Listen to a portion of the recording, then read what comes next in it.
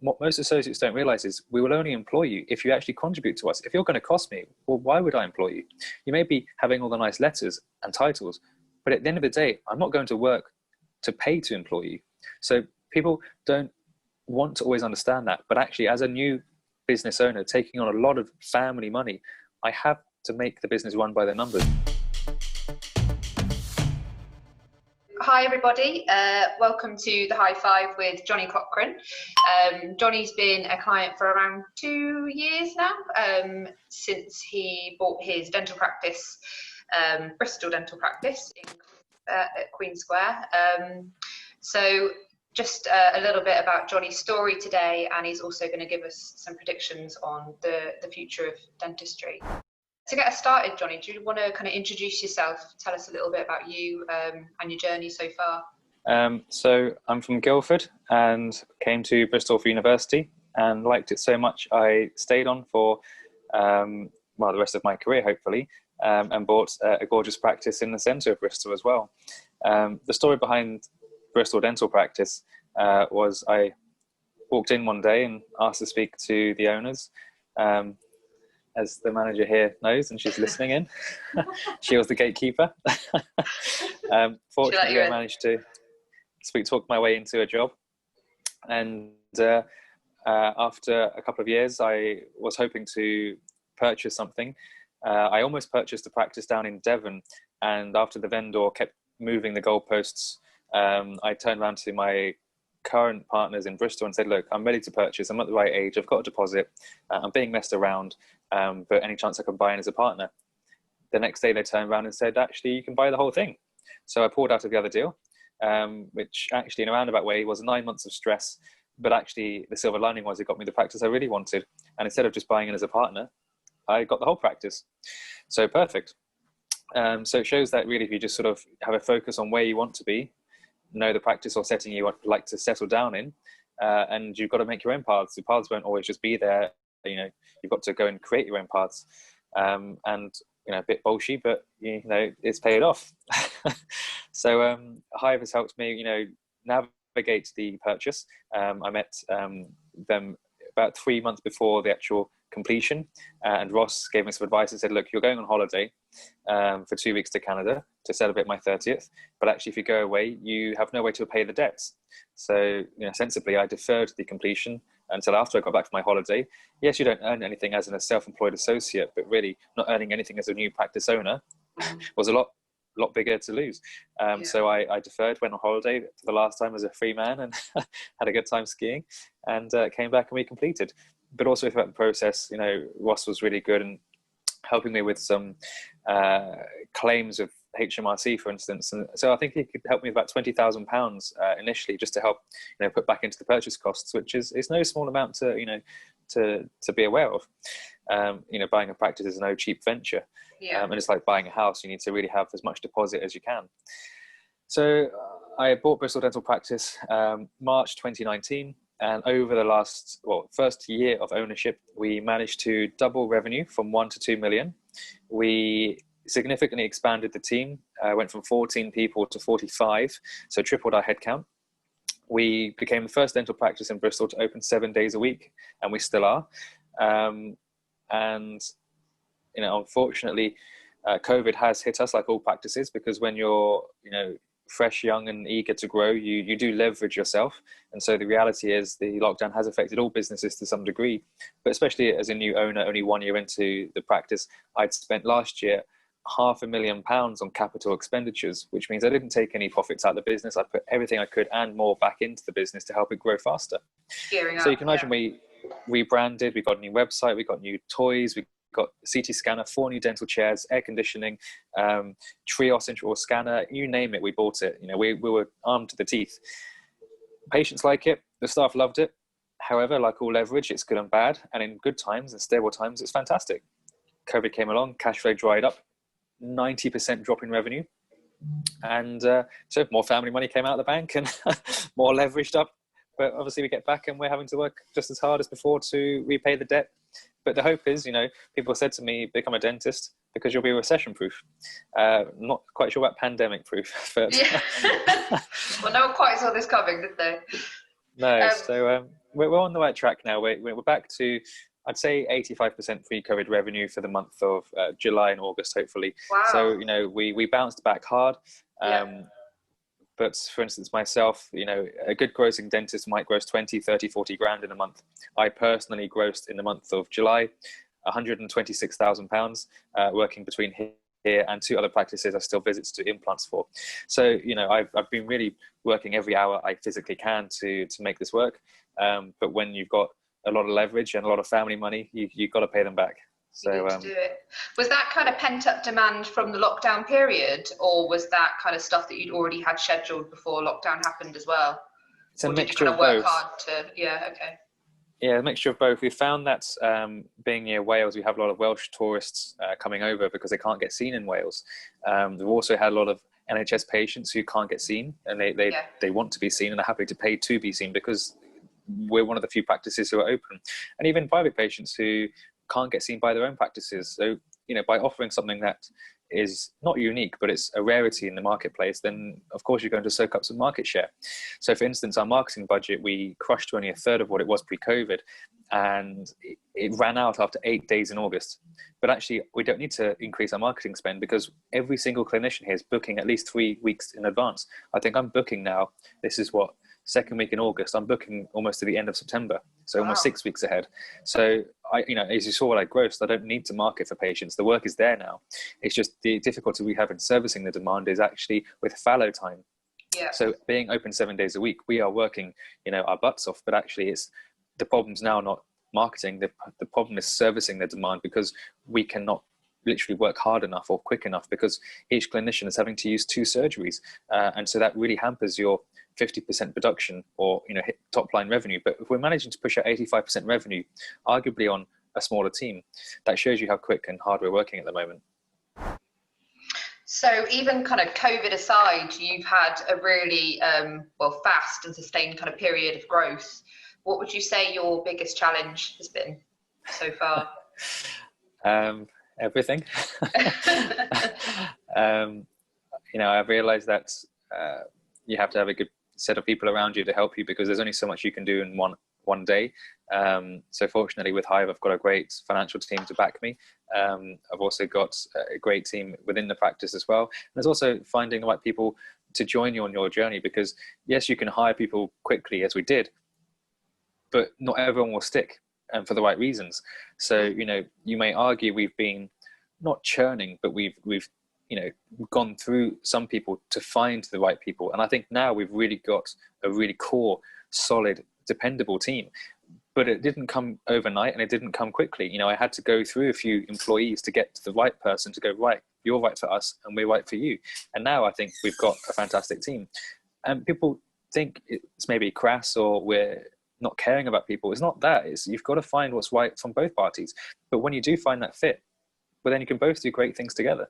So I think hiring is easy, managing people is hard. Firing, actually, you know, you can compartmentalize and you just say, look, it's not right for either of us, so why would you stay in a bad relationship? Some people find it harder than others, but I think the management is the tricky part. But if you have the right people around you, then actually it makes everything fall into place. So I think the hardest thing has been finding the right people, but I think we've got a great team now, and I'm looking forward to having some stability to you know, just enjoy the next couple of years, because I think in the last year and a half of ownership, I've had so many ups and downs, and I think anything that happens now is going to be a walk in the park. Water off a duck's back, yeah. Definitely. So you've kind of referenced Hive a couple of times, but how would you say they've particularly helped you in your journey so far? So one aspect of dentistry is, you know, we are a comfortable business in the sense that always be work there to some degree.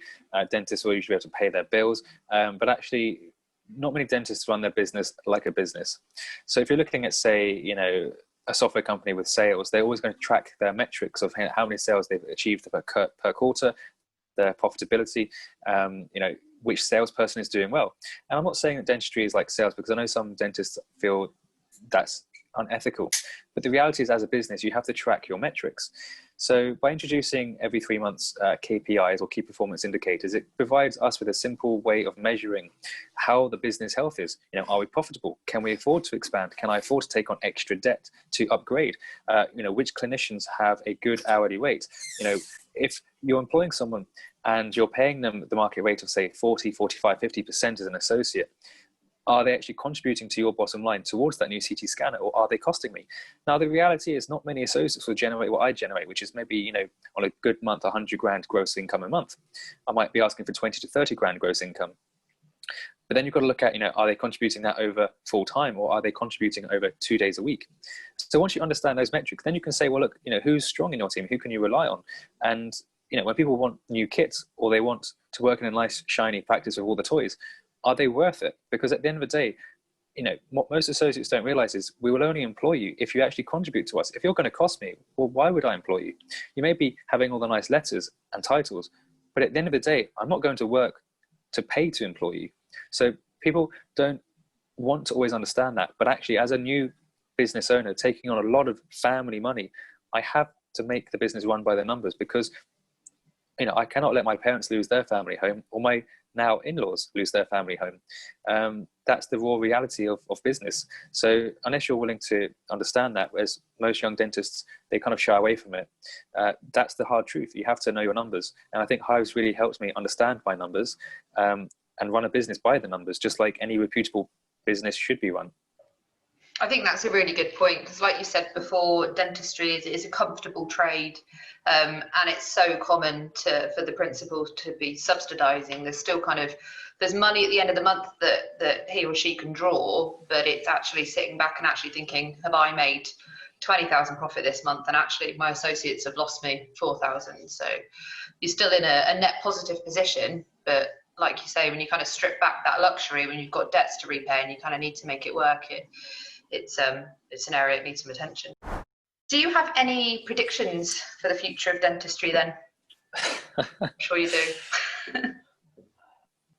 It's going to be interesting what happens with the NHS. There's two ways it will go.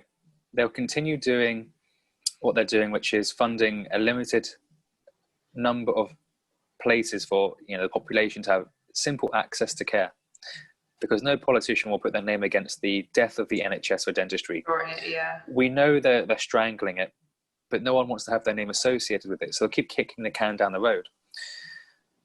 Or at one point they might just say, look, actually, the difficulties they're implementing with, you know, like in Wales, they're not going back to work until 2021. That's madness. You know, this is ludicrous.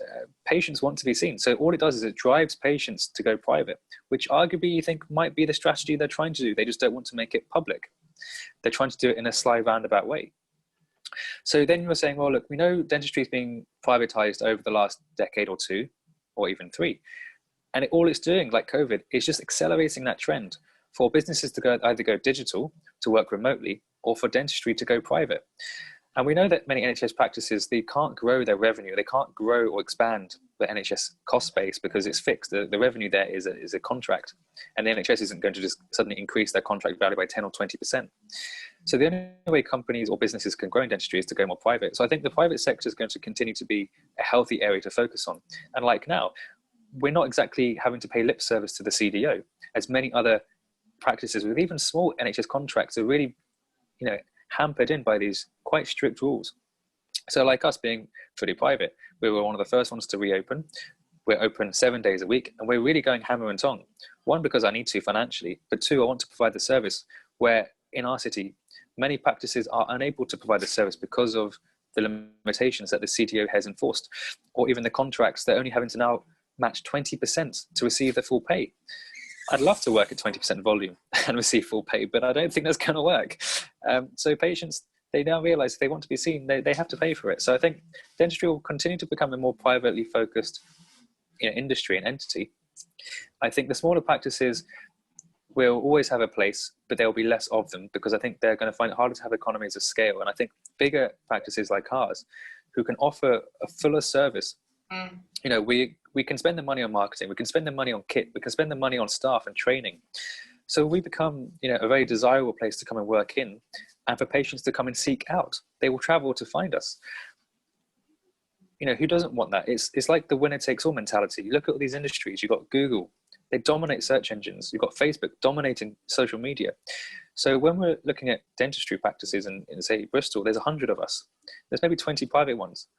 But if you want to be, soaking up a lot of the work or the new patient opportunities, you want to be ranked, highly either on Google with your reviews, your search engine optimization, or just by reputation.